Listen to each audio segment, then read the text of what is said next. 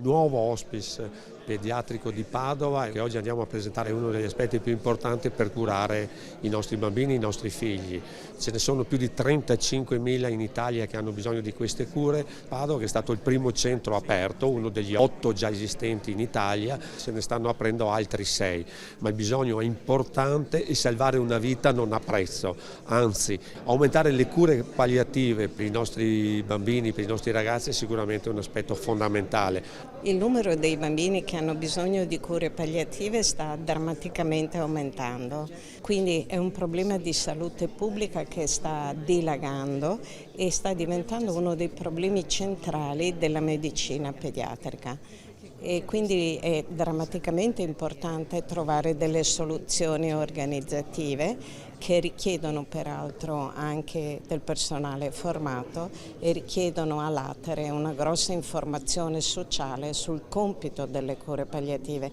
Il Veneto, il centro regionale di Padova, è stato all'avanguardia nel 2009 aprendo il primo hospice pediatrico italiano e tuttora è un punto di riferimento nazionale estremamente importante. La sede attuale è divenuta angusta per le necessità e le esigenze crescenti che si manifestano nel territorio, perché c'è un numero di piccoli pazienti in continua crescita e quindi d'intesa con la Regione del Veneto, con l'azienda ospedaliera di Padova, abbiamo promosso la realizzazione di un nuovo centro, in cui il progetto è articolato su 3 grandi pilastri: ovviamente l'assistenza in primo luogo, in secondo luogo la formazione di personale specializzato e in terzo luogo l'assistenza alle famiglie. Per tutti i bambini che hanno una diagnosi di inguaribilità e le loro famiglie, e quindi le famiglie e i genitori caregiver, avere un centro di cure palliative pediatriche a cui potersi appoggiare